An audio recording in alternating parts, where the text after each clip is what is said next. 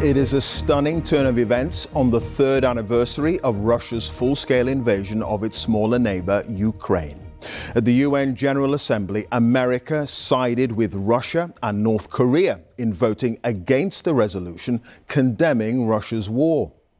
It came as Emmanuel Macron visited the White House for talks with the French president, saying Donald Trump believed European peacekeepers would be accepted by Russia as a security guarantee underpinning any future deal. The French leader said he'd already spoken to the UK about a deployment, but added that the solidarity and support of America was crucial. Meanwhile, world leaders travelled to Kyiv to pledge further support for Ukraine, with President Zelensky saying, "We hope we can finish this war this year." Sir Keir Starmer addressed the summit via video link. We have full coverage for you with the latest from Ukraine, and we'll be live in Moscow and at the UN in New York. But first, Gary O'Donoghue has our top story from Washington.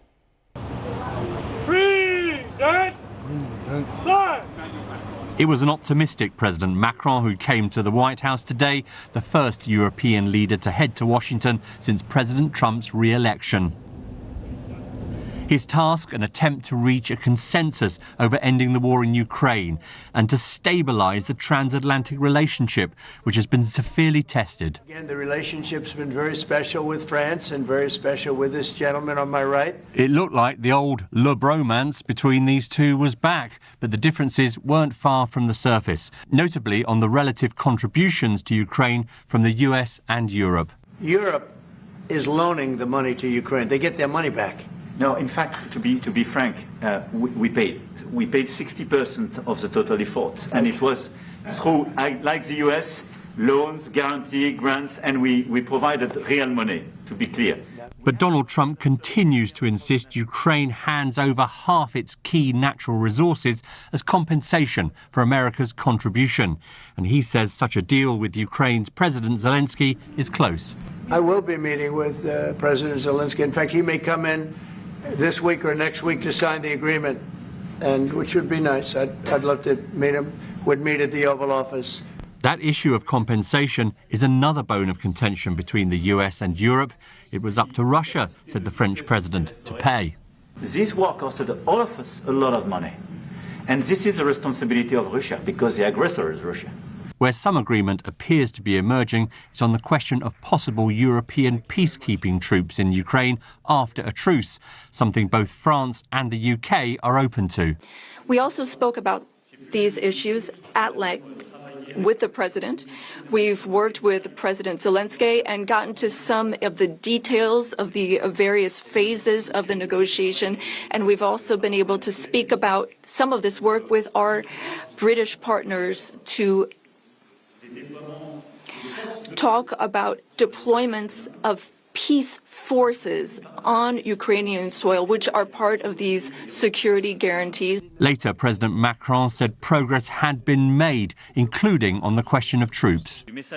And now there's a clear American message that the U.S., as an ally, is ready to provide that solidarity for that approach. That's a turning point, in my view. There is still no concrete proposal for ending the war in Ukraine, but Europe's leaders will at least hope they are now back at the negotiating table. Clive, I think President Macron and other European leaders will take some heart from today's meeting. They are at least back at the table and talking. However, there were no reassurances from the president on whether America will provide any kind of security guarantee and whether it would hold out for Ukraine getting its land back. Bear in mind, of course, last Friday, President Trump said President Macron and Prime Minister Keir Starmer had done nothing to end this war. Now he's saying they're being a great help. His view, his mood, his attitudes can change, just like that. Indeed. All right, Gary, thank you. Gary O'Donoghue there, live in Washington. Well, the United Nations General Assembly did back a resolution today strongly criticising Moscow's actions and supporting Ukraine's territorial integrity. Neda Tawfik is live in New York for us now. Neda, history will record that America, despite supporting Ukraine throughout the full-scale invasion by Russia, actually sided with the Kremlin in today's vote. That's right, Clive. You know, here at the UN, what was supposed to be a symbolic moment to reaffirm Ukraine's sovereignty and territorial integrity as it marks its third anniversary of the Russian invasion, instead turned into a dramatic day of diplomatic tension among allies. You know, you had the United States not only siding with Russia, Belarus, and North Korea in the General Assembly, but Washington went a step further to produce its own competing texts in the General Assembly and in the Security Council. And the British and French ambassadors said that was done without any warning or any negotiation. The Trump administration's language didn't blame Russia for the invasion, and it didn't reaffirm Ukraine's territorial integrity. And just a few moments ago, Clive, the Security Council passed its first ever resolution on Ukraine, that watered down U.S. text, because remember, in the past, Russia has held a veto. This time around, that resolution passed. Europeans, though, are saying there can be no peace when aggression is rewarded. All right, Neda, thank you for that. Neda Tawfiq there live at the UN in New York. Well, several world leaders gathered in Kyiv today to offer their continuing support for Ukraine. In the face of Russian aggression, they pledged more financial, military and political help, as James Waterhouse reports now from Kyiv.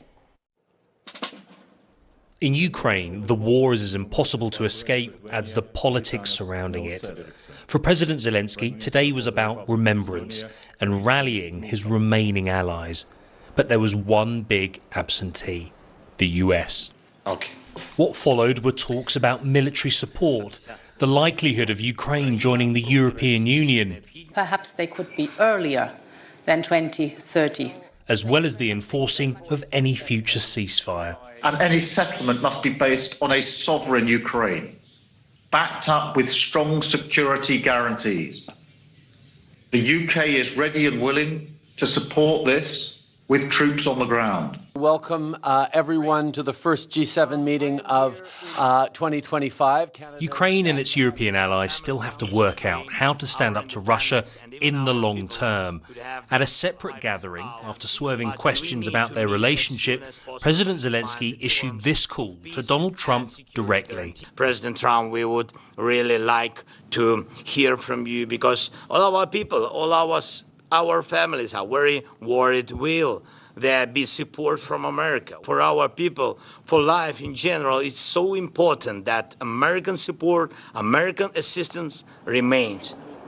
The diplomatic chat has continued tonight, and there has been some substance today, but the tone has very much been about picking Ukraine up after 2 weeks of American foreign policy that has rocked its war effort.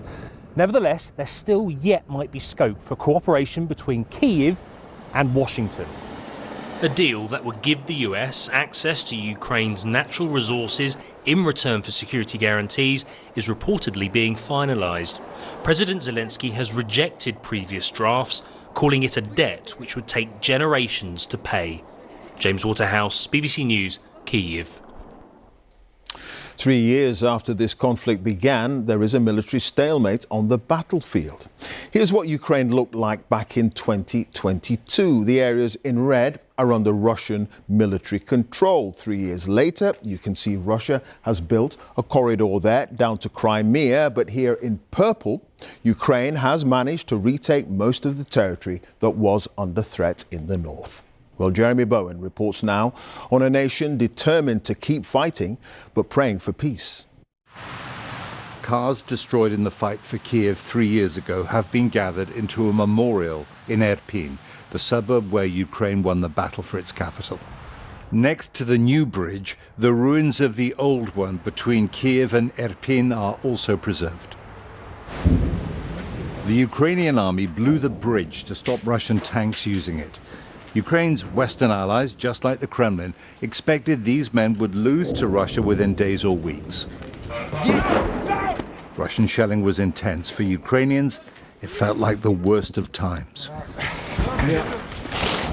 It was a dangerous journey for thousands of civilians who used the rubble as stepping stones to cross the river into relative safety inside Kyiv. But the country rallied when the Americans offered to evacuate President Zelensky. He told them he needed ammunition, not a ride. Zelensky donned military attire and posted videos telling Ukrainians he was staying to lead the fight. But 3 years after they stopped the Russian invaders, marked with a Z from scoring a quick victory, the old Ukrainian nightmare of national extinction is back. Ukraine's modernized army is just about holding its own, here training near their border with the Russian province of Kursk. Their nightmare is Donald Trump.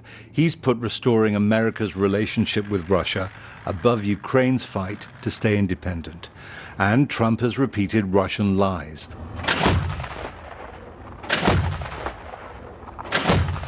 Like the claim Ukraine started the war. Edward said Russia started it.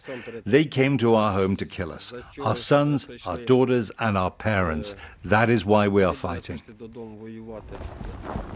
Along the border, Ukrainian troops are getting ready to rejoin the battle in Kursk, a chunk of Russia it seized last August and is fighting to keep.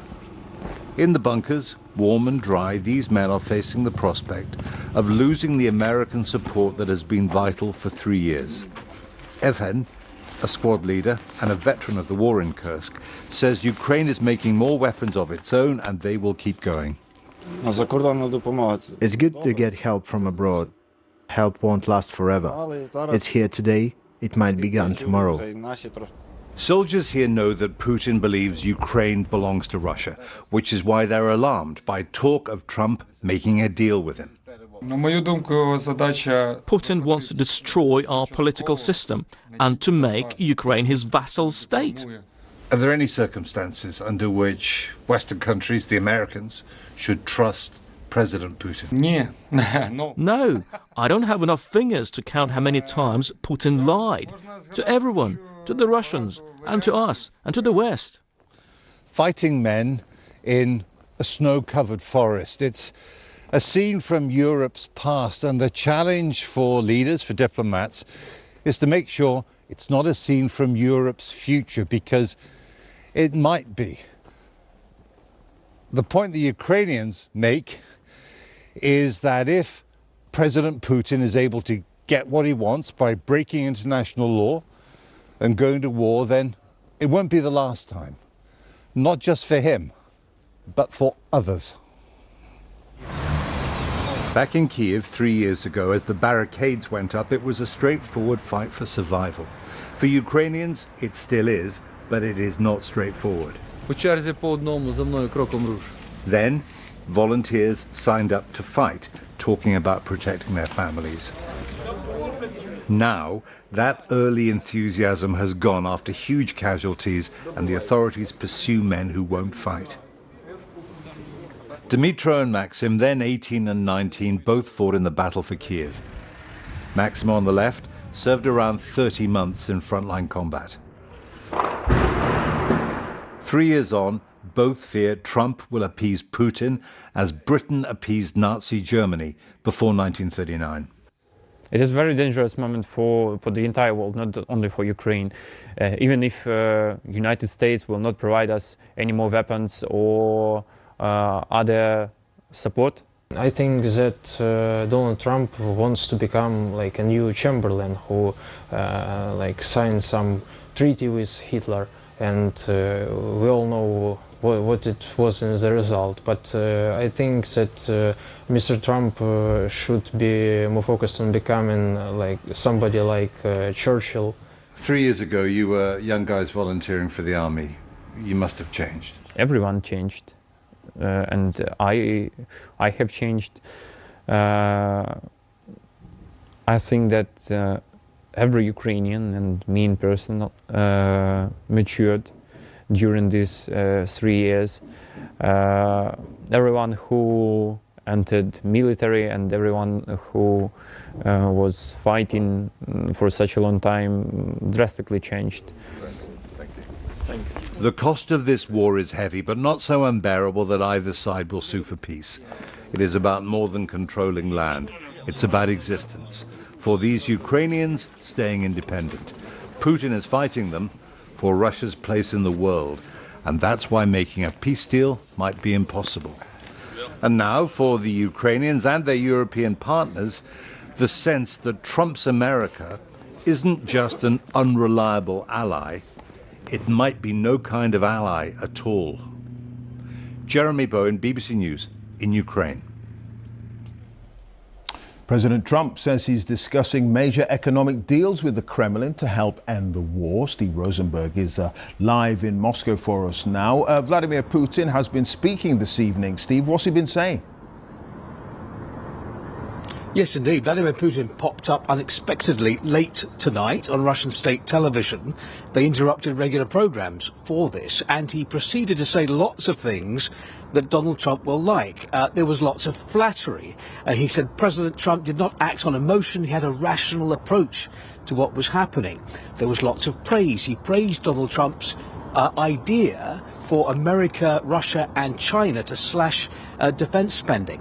And there were offers of big money projects, cooperation between Russia and America, for example, in the aluminium industry. I think when it comes to dealing with the US president, the Kremlin leader knows exactly which buttons to press. But what about the war in Ukraine and the prospects for peace? Well, from what the Russian Foreign Minister, Sergei Lavrov, was saying earlier today, it doesn't sound as if Moscow is in any hurry to sign on to a ceasefire. He said this: "We will cease hostilities only when negotiations provide a firm, lasting result that suits the Russian Federation. Until then, Russia fights on, confident, I think, that it can seize more Ukrainian territory."